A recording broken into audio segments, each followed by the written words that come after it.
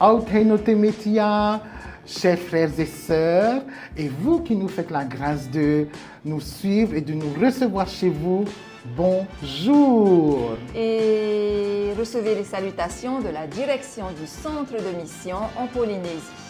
Voici les paramètres qui vont consolider notre service.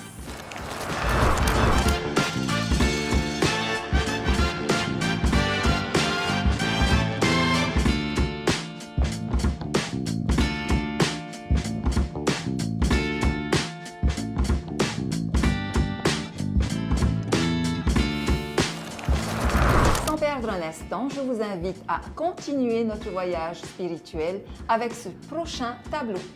Attention Lily. Top jingle.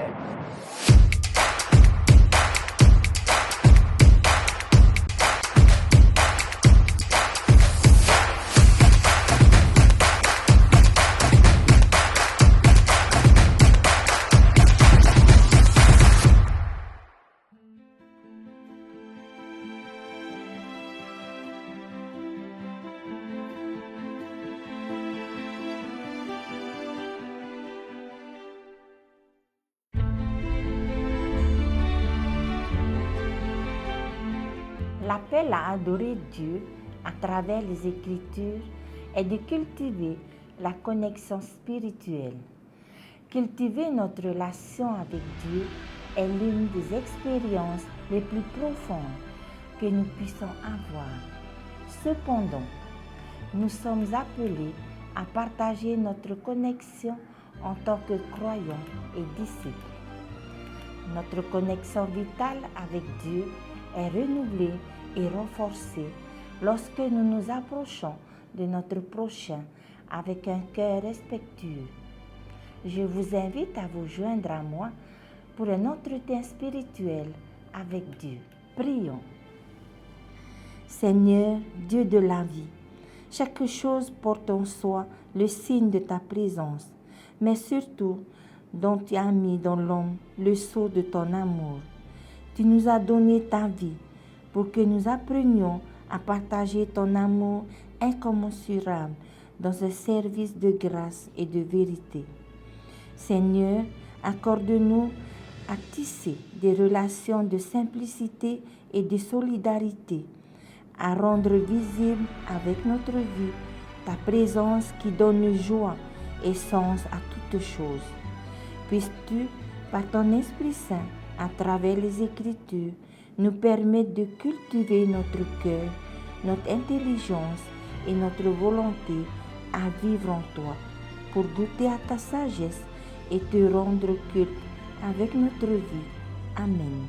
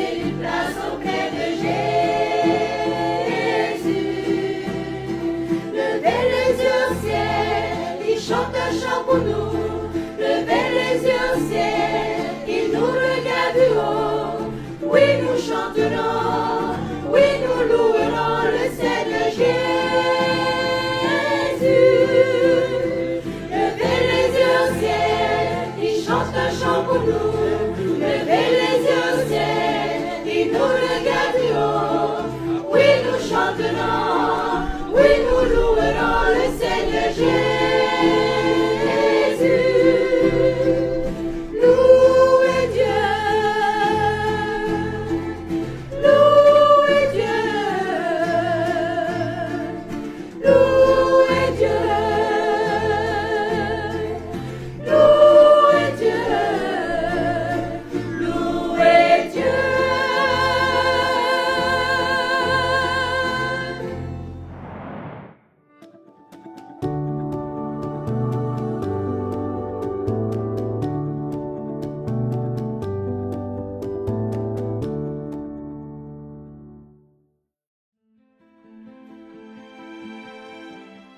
Te mahana te e whahui e hofo o tātou e whanau e manawa, maewa, Yorana. O tō ato e whāro mai nei tā tātou whanhora o ihoi I te nei mahana hamana ora I te eunga tahia pora e te oa nei mātou no te whātai atu I tapa o arofo I oto atu I te mawahi atu o te rira oto a hi o mai e I te rira e nā roto atu I te mahohoa e nā oto te rira hi o mai I ha mai e hia tātou I te e mahana e ia oa atu o tātou e te maumatahi apu no te rira e hi o mai tātou I te mahohoa I te e tēmu. E te mana o tumu, o ia hoi, te whāro, te hipa.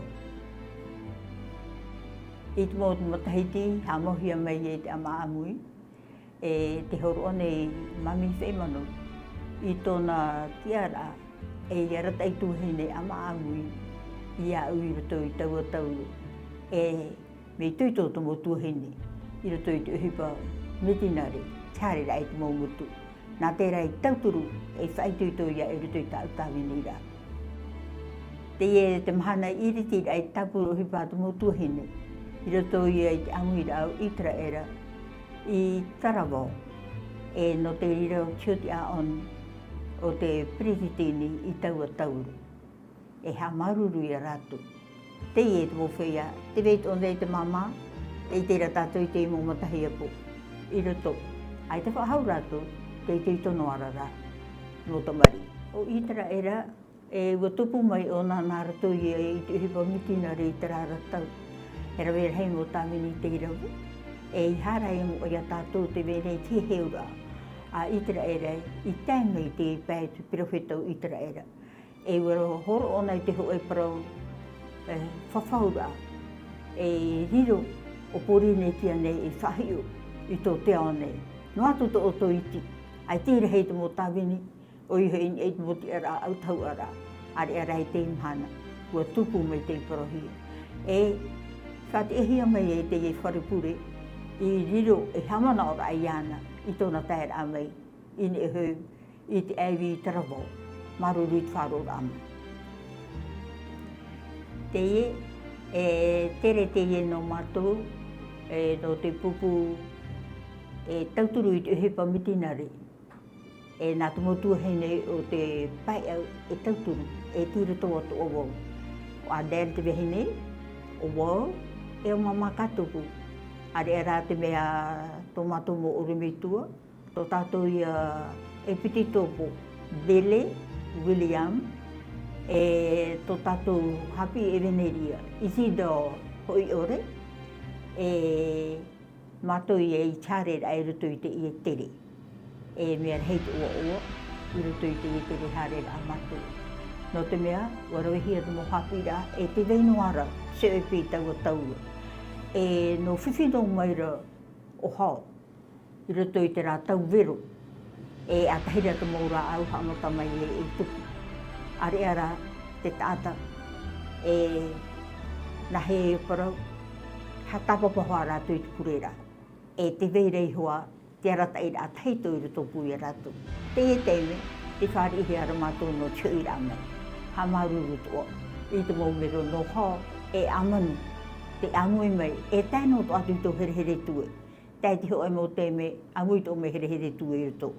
Nā te whatu o tō hamai teime.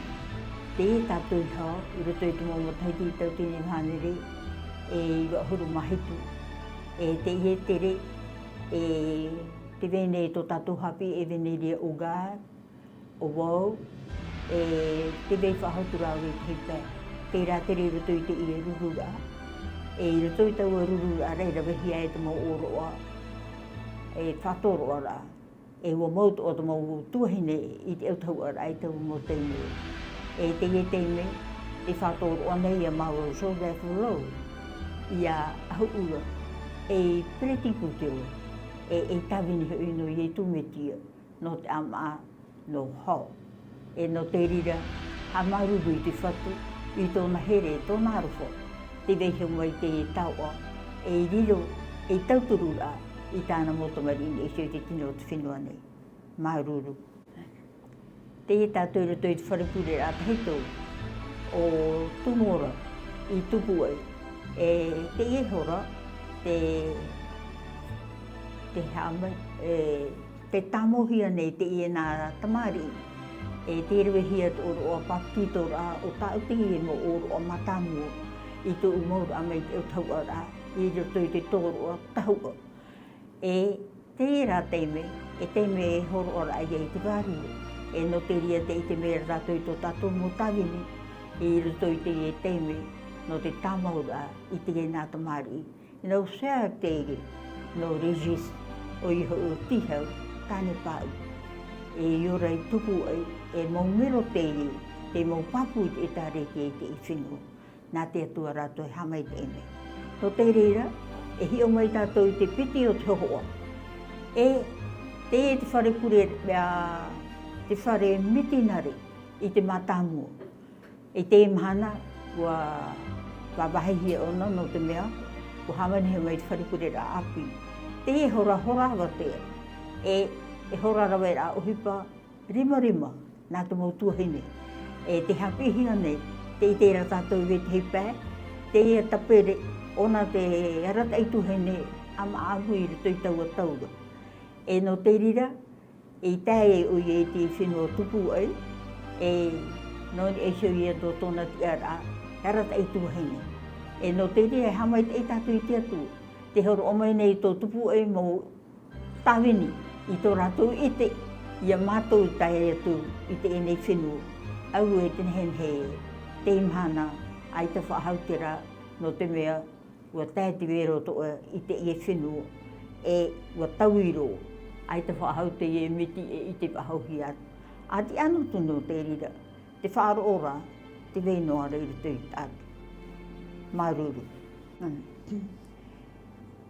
I nā roto i te e ruru a te mautu hene i tupu i marite. Oi hoi teime te ie, nā te mautu hene te ie i hamata hou tomohia no te whahanahana ai te atua.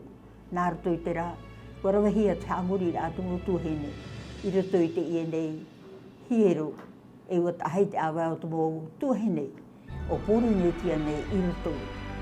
Te vera te mautu hene api tēnā atu i te maumatahi apu i roto. Te mo ohipa i rawahia i tau mhanara, au e te o ai tēnei hei parau. No te mea, ua tia ino ana tātou, ua tia ino, a tāme e te heura, te e te wahei mana ohia. Oi hoi, ini ti pentēn. Te rira, te wahei i parauhia i ria tio nai amauhia. No te rira, tātou atu ai mata i te eme nei, o te hoi te me ta e te no tāu e nun a maohu, te tei u. No atu ai tu oi te are ara, wa tae te pure i mue to tātou atu. I te arui, wa haati mātou i te e whare. I te mei tātou, rawe rahei manu, toru i hare mei nia, rito i taua te mera, piti, wa hoi, hoi, wa whaia mai. Te mea ia tā mātou i ite i taua pōra. Rete mō tātou o te ite, mei ti roa. Are ara, whia i ite, mea tā i roto i taua te mea. No te ria, ha maruri te atua, oa i te whatu. Te i jinet, benet pi e tau iau, mau e tā mau tāpura uhipa i taua te mea. No roto ia, i roto i te mō te ora, ia rawahia toru reo, i roto i te ia teme. No te ria i te tātou i te iha murira. Te teme rawahia u hare te whea au hai rāpai au. No te mea, wa rahei tō rātou oa, nā rato i te oa, wa tahea te roimata. Rātou atu o te tēnei. Nā te whatura hamai te imei te rira. Te piti, te e hoho o i te teipe au. Teme tā teme o oara. No te rira ti rapai mātou i iso i te mahora. Te whaite nei, topori nei ti e tā rātou mō tāreni. Te i te vera tātou i te mōmatahi apo. Whatai nei i tā rātou o tēnurua.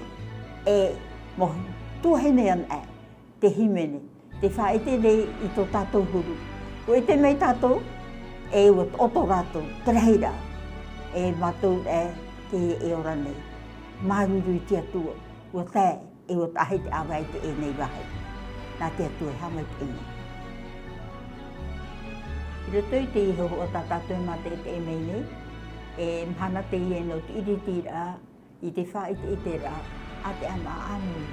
E tupu te rire i te pēme i tarona, te i wahai te wei me te i wahai prohia no te hipospo, e te ria tua, e maua te arata i pēe, te arata i rei tau tapuro uhipara, o i hau o Hari Sir Joseph, e tō tātou Piritini, o i hau o Chuti Chong Aon. E te ho e te me tā e te ua o. Te mau matahia po, te mau whia api, te mau ta atapari, te mau tamari, angui mei, i roto i tau tapuru uhipāra.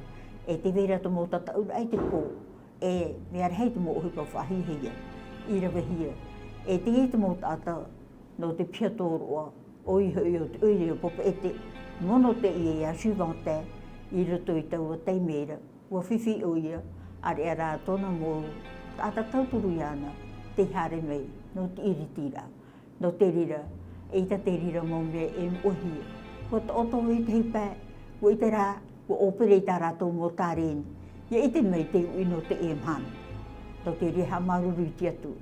Hare mei tātuini e sui te piti o te hoa, o ia hoi, te e tama ara e amuru a te i, ko tae mei te o i hoi e tia, e Piritini matamua, o i hoi e wha o matamua i rito i Piritini rao te e tāretia, wha o no te pirofeta, Mark Laughlin, e te rawahia nei te amuru ai, i rito i tarona. No ria te i te meira tātou, ia papatu, ia ratai te mo ohipa hitu uhuru, o tō mātou ia ratai i taua taura. E tōna hoa e pepu. E ti te pē, o tō tātou ia tawini, papa mai hāre, te e no wahe. E te i pihe iso iau, o hapaitaha a, e Fabian, e no ria nāruto i te teme, e te i te meira tātou iana, o te hoe eito papu, e te whāro, e te uhepo, i roto i tōna orara, e te aroi ha maruru i tia tua no te emo tawini. Te i te toru, o i hoi hapira anā te mautua hene, i tarona, e no tau te meira, e rawahia nei te hoe rurura, e hapipira i te mautua hene, i roto i te mo whatawira, piti tautini, e no te ria tatatui e te meira, e tō tō tāwini nei, e te riro ato e matahia po i te e mana, te aratai i te e nei, pupu tuahine i taua te meira.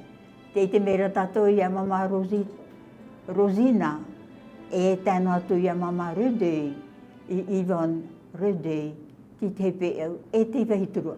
Mau matahia po te heoro o i tā rātou mō tāreni, e tauturiru mo ohipa a te tareti. Maruru.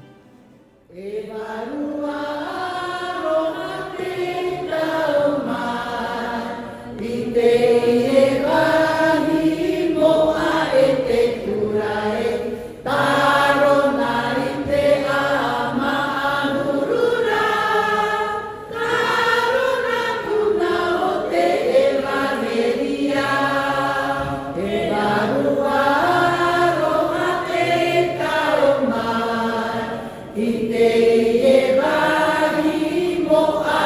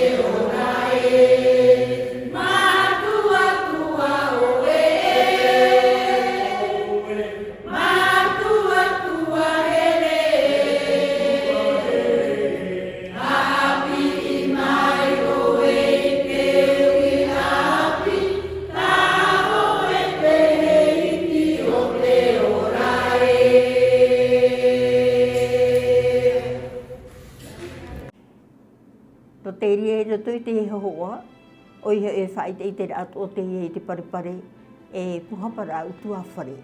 E I roto I te imo puhapara au tuawhare, hamana o toa ia tiko te hoa e ata tauturu te ie, I te mō tapuru uhipa, tēnā atu I tōna hoa ia Evelyn, e tōna te e, ia Artu, e ia rātou pauro te angui mei nā rātou I tātēn. E haren e mei, te mō me tū e roto I tururura, hare te o mei e te mōtamari, e te mō otu. Te mhana, kua te ata pārihia te mōtamari. E no te rira, e hahamana o tō rātou, e te veira, te mō uhipa tā rātou, I te tō rātou tamari ira, in e te paripare. E no te rira, ai te tō e mo e rei rātou, te wharepure. No te rira hamaruru, I te atua no te rira.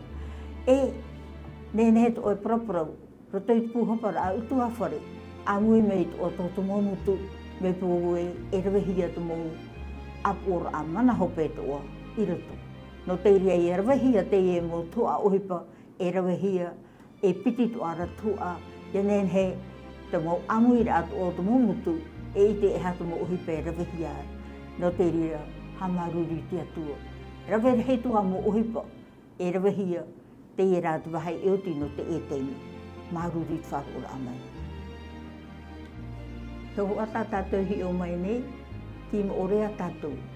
E te roto ia tuimana ia tātou, o iho I te apotitoro Everett, e tēnō to atu to tātou piripiri teitou. Ia Mari Tirani, e Riri Whatu, e tēnō atu I te Maumerora, Whami Loglen, e tēnō atu I te Whami Bele, e te veiturua, e te e teime a kia te wharepure a iuti, are a rau hare mei rau e o no te hi ora a, e hara churu o te e nei amuir aiki, e rei nei im ore e mharepa, e te I te hia nei nā tui te I te me te oa oa te maumerora a, I te mea e te haman o meira te whia whaatire I a rātou, e te me hoira a te e no rau, I whahihia e rau. E no te rira, te I te piti I te pe au, e rurur aia te rira, nā te mautuahine e tēnā atu I te mautai e rato I taua te mera, ki raro ai mātou I te tamaru, I ria ia te wahai oara e te wahai tamara, no te ria I te ata ohia te oa, no atu e ki raro ai no I te tamaru, are ara, ai ta te tātei maiti I te wahai, te I te mera tātou, o amui hare mei ve te pē. I roto pui e mātou nā tui te ria tēmu. Māruru I te e rei tua. E hi o mai tātou I te toru. Te e toru. E te mahana te e I tomohia e te wharipure a I orea mharepa. E ha māruru tātou I te atua I te otira amai. Ha mana o toa I a Piero Rismo. Te horo o mai I tōna teime e tāna whawha. Tēnā atu ia didi e makirato, ratoa toa. E te toro mai te rima, tēnā atu I te mō hoa, no rapē, tēnā atu I te mō amuira. Te horo o mai tō rātou rima, no chamane ānei, e te vei atura te mō ohipa I rawehia, ai te e hiti e oti ia I rawe. Te ira mō a te pieso ia au nā tui te teime, to ia mō hoa, rawe ohipa, to umo whaao, I rato ia I tā mātou tawingira. Ko te oto rātou, are ara, tā rātou ohipa, te vene, te tēra tātou ia Jones, e te veitura, Hamei te hia mai, e te atu, no te mea, i te tātou e, tīpihe iso te whatu, ia tātou i roto i te mota i mea toa, tō tātou nei o rara. Nāna tātou i aratai, e nā te mana o tōna wārua. Whai tūtou, i roto i tō tātou o rara, e tā tātou tāwi nira. Māruru. Ha marui te atua, te e tō tātou perewheta. O ia hoi, o Vizi, e tō tātou apo te toro i taua taura, o Season School, e te mana o te kek. E no te rira, i te tātou e atupu e te rurura amana hope, i te parepare. E i taua te meira, wani atu hi atu mō tāta no rāpē, i hara meira atu, i roto i taua te meira no i isio i te mō tāpuru o hipa. E warawehi atu mō tāpuru o hipa, i roto i te mei te i taua mhana atu. E no te ria nā rito i te tēne, wa tae atu o oia i tōna whaito, matahia pōra. E no te rira, te whainene hia nei, pirowheta api. Are ara, no tātou, e ora nei, e hamana o tātou, i roto i te kure. Nōna, no te mōtawini atoa, no ratu atoa i tiau atoa nei, e roto i te mō ohipa, tā tātou e opua nei, tō te tāretia. Hea tātou e hamana ono i tātou tō porine tia nei, tō tiau atoa nei. Te veira Afrita, te veira titei, te veira titei. Are ara, te mea parohi a rei a tātou no te imhana, tō tātou whāro i tia tū, e tā tātou ohipa. E tau ohipara, e hipa tāminira aia, i tō tātou whatu, e tō tātou whaora, iai i tō metia. A whaitui tōna i roto i te ora a whāro, a whaitui tōna e mau tāminian e tātou, e mau pipihere, nā iei tō metia. Ko hei arohia o, iai te iparau, tūl mōda o te la vale, no te rira, a hamana e te vera tō e whawha, e te mau wahia tō, te ria o e te orara, e hamana o, i roto i tō e rāterera, e trāwahe, i roto wai te opūra, te atua te maitiri ai a oe, e tāwini nōna, i tāmei e oe i unei, i roto i te autahi o te metia, nā te whatu tātou hamei te me. Amen.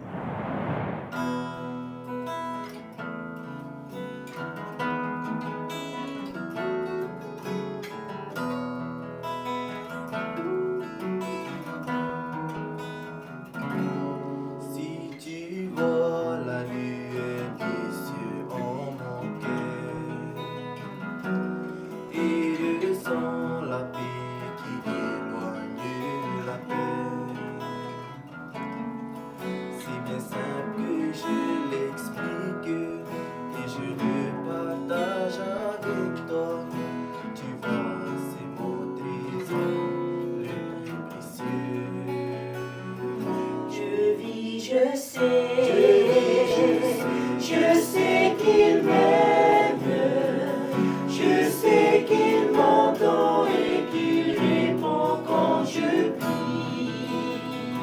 Je sais que son Fils est mon sauveur et qu'il est là pour moi, pour que je puisse vivre éternellement. J'apprends toujours à le connaître.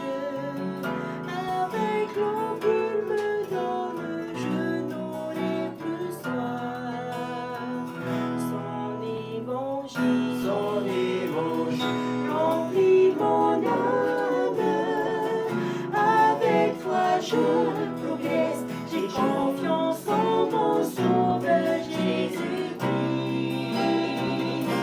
Si tu éprouves un changement en ton cœur, si l'esprit te touche et tu ne comprends pas,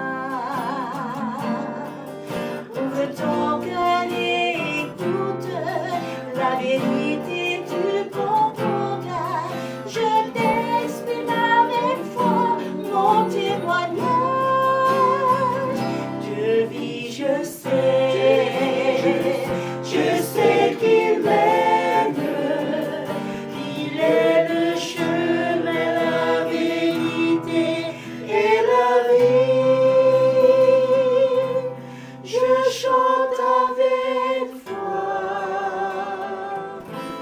Je chante en témoignage, mon témoignage.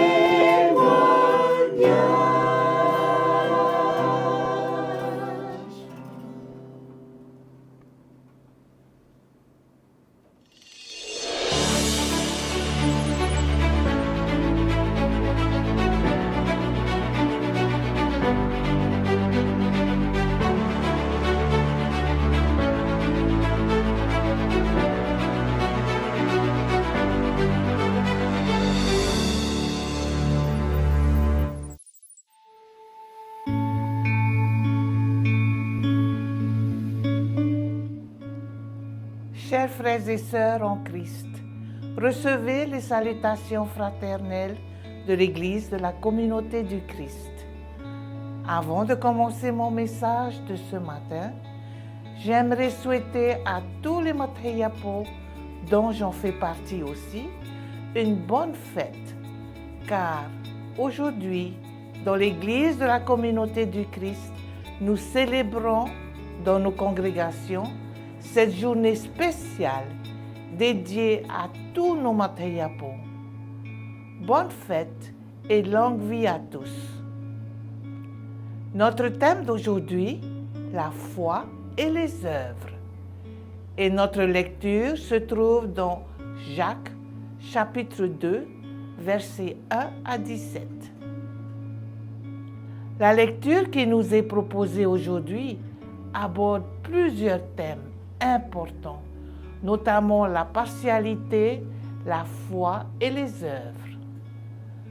Dans les versets 1 à 4, l'apôtre Jacques nous met en garde contre la discrimination ou le favoritisme envers certaines personnes en fonction de leur apparence ou de leur statut social. Cela va à l'encontre des enseignements de Jésus qui nous appelle à aimer tous les hommes sans distinction. Ensuite, dans les versets 5 à 7, l'apôtre Jacques rappelle que Dieu a choisi ceux qui sont pauvres aux yeux du monde pour être riches en foi et pour hériter du royaume qu'il a promis à ceux qui l'aiment. L'apôtre Jacques met en évidence le contraste entre le traitement que les riches reçoivent souvent et la manière dont ils blasphèment le nom noble par lequel nous sommes appelés. Les versets 8 à 10 nous rappellent l'importance de respecter tous les commandements de Dieu. Si nous en enfreignons un seul, nous sommes capables de tout. C'est un rappel de notre besoin de grâce et de miséricorde.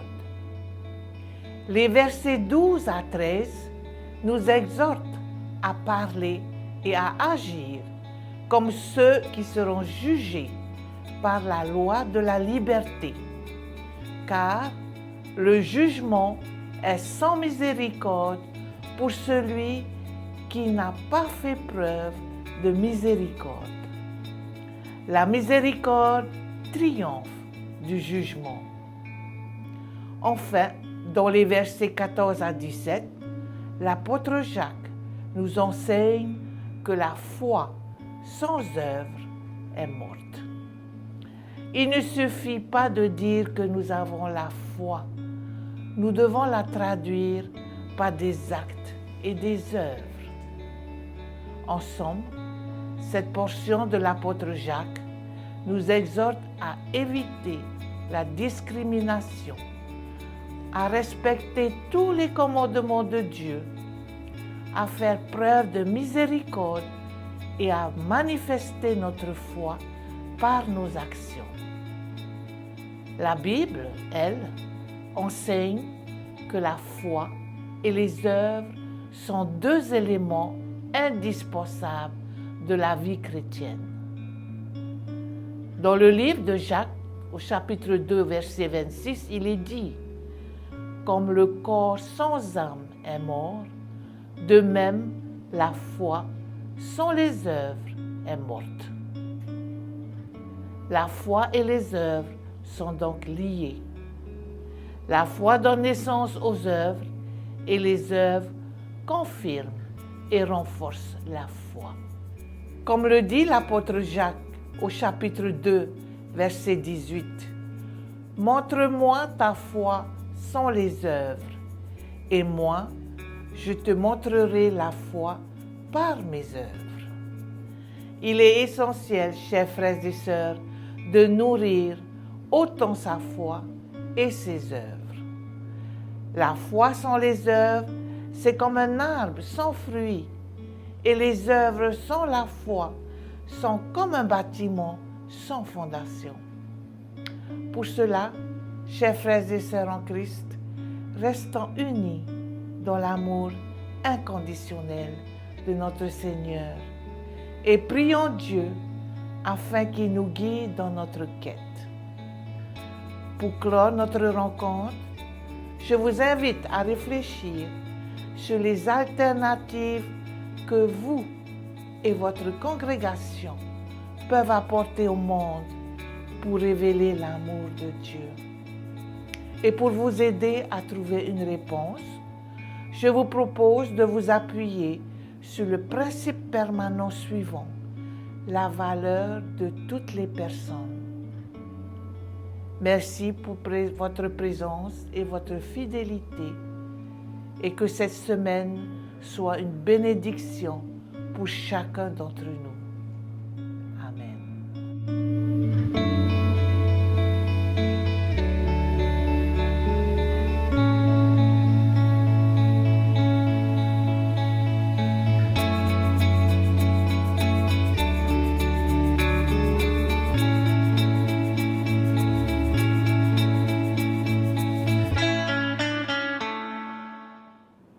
Chers amis, quelle belle journée nous attend.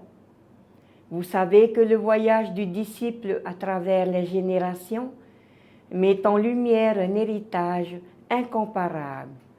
Que nous ayons 5 ans, 10 ans ou encore 60 ans, cela n'a pas d'importance. Car le patrimoine est le même. C'est ici et ceci qui apporte le plus à ma vie. La véritable révolution dans l'art de voyager comme un disciple de Christ est de connaître, de comprendre et de recevoir avec humilité les bénédictions des voyages antérieurs. Aujourd'hui, nous avons pu côtoyer plusieurs générations qui ont eu, de par leur époque, une approche différente du voyage. Chacune d'entre elles a influencé la façon de découvrir le monde à celle qui suivait. S'il vous plaît, si vous avez la chance d'avoir vos aînés auprès de vous, exprimez-leur votre reconnaissance. Que l'Esprit du Seigneur vous enlace tendrement. Amen.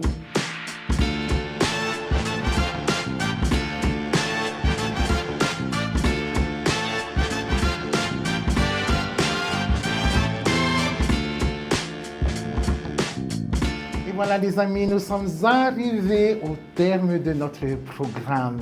La communauté du Christ de Polynésie vous remercie pour votre fidélité. Je vous rappelle que vous pouvez retrouver cette émission sur notre chaîne YouTube et que vous pouvez toujours suivre nos actualités sur notre page Facebook.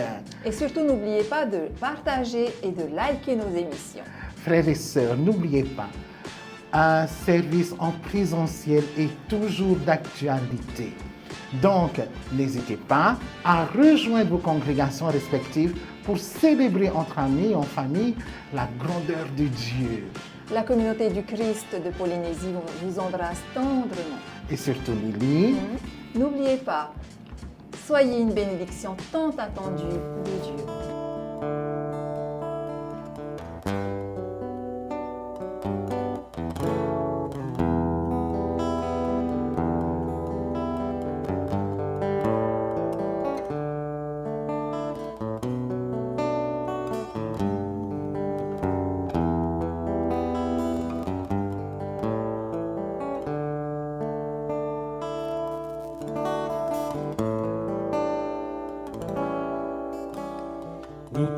e mau o tō patu.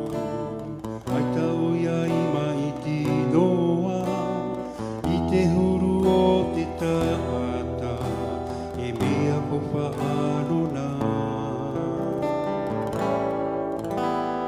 Ua rauho i te huru, o tāna i poiete, ha maururu i hora, ha maita i hora. No reira a tawini ana, a ti aturi ana ra, e whaaora mau, whaaho ona te taime. O tāna i poiete, o tāna tamaiti here, e whaaora mau, i tō te ao ato ane. E whaaora mau, i tō te ao ato